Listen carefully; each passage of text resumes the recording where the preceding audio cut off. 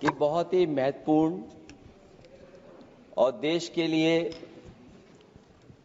और बड़ी आबादी के लिए भारतीय जनता पार्टी की सरकार में एक और बिल आया है, क्योंकि मेरे से पूर्व में जो हमारे साथी बोले हैं वो माननीय सदस्य हमारे साथ नहीं, लेकिन मैं उनके बहुत सारी बातों से सहमत हूं। और अध्यक्ष महोदय, मैं देख रहा हूं जो एक्स कांग्रेस वाले हैं वो ज्यादा बोल रहे हैं।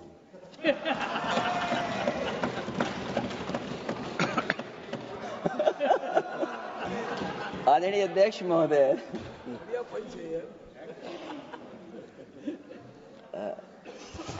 अध्यक्ष महोदय, जो आज बिल पेश हुआ है, मैं हिंदी और अंग्रेजी को जो कुछ समझ सकता हूं वो यही मैं कह सकता हूं कि माननीय मंत्री जी ने ये कहा कि ये उम्मीद है। ये उम्मीद कैसे बना है, अंग्रेजी में भी मुझे समझ में नहीं आ रहा कि उम्मीद है ये, हिंदी में भी समझ में नहीं आ रहा कि ये उम्मीद है।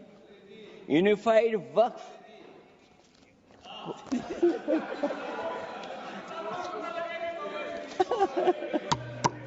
अध्यक्ष महोदय, यूनिफाइड वक्फ मैनेजमेंट,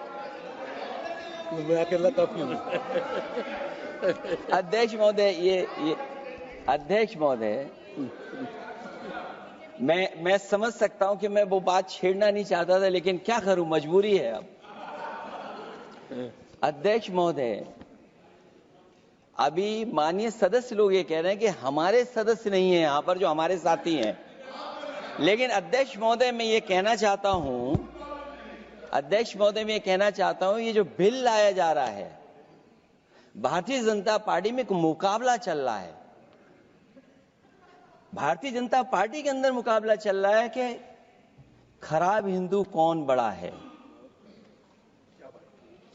और ये बात अध्यक्ष महोदय मैं ऐसे ही नहीं कह रहा हूं। जो पार्टी ये कहती हो कि दुनिया की सबसे बड़ी पार्टी है, अध्यक्ष महोदय वो अपना राष्ट्रीय अध्यक्ष नहीं चुन पाए अभी तक।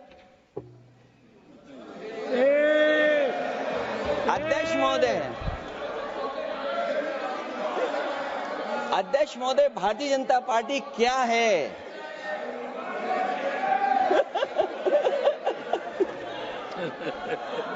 जी, मैं अखिलेश जी ने बहुत हंसते हंसते कहा है, इसको हंसते हंसते जवाब देना। इस सामने जितनी पार्टियां हैं उनका राष्ट्रीय अध्यक्ष उन 5 लोगों को ही चुनना है परिवार के। हमें माननीय अध्यक्ष जी करोड़ों सदस्यों में से 12-13 करोड़ सदस्य प्रक्रिया कर कर चुनना है तो देर लगती है। आपके यहां जरा भी देर नहीं लगेगी। मैं कह देता हूं अभी 25 साल तक आप अध्यक्ष हो जाओ, नहीं बदल सकता। अध्यक्ष महोदय, क्योंकि जो बात निकल के आई है वो मैं फिर आगे बढ़ा दूं।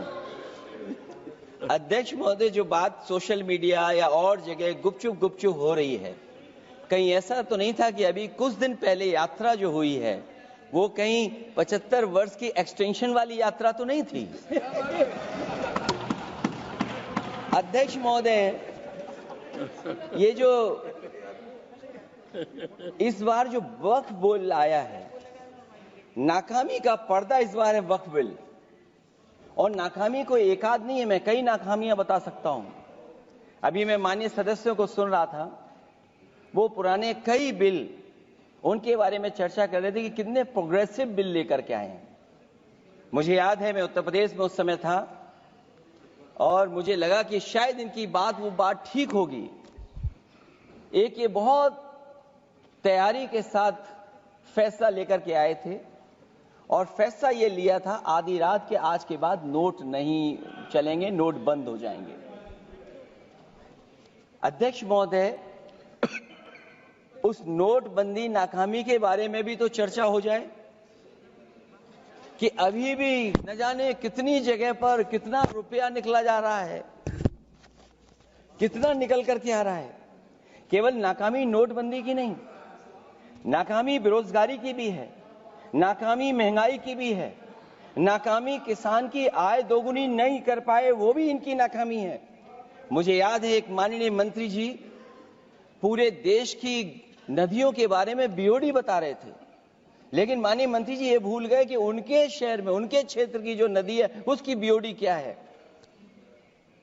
गंगा क्या साफ हो गई, यमुना क्या साफ हो गई, स्मार्ट सिटी क्या बन गई, क्या गोद लिए हुए गांव इन्होंने गोद से उतार दिए, उनकी क्या दुर्दशा है। इसलिए मैं कहना चाहता हूं, ये नाकामी का पर्दा इस बार वक्फ बिल बना है। और सबसे बड़ी बात तो यह है कि जिसके लिए फैसला होना है उसकी बात को अहमियत न देना भी नाइंसाफी है। अध्यक्ष महोदय, नाकामी केवल यहां तक नहीं है। और भारतीय जनता पार्टी क्या है, मैं केवल एक पुरानी घटना याद करता हूं।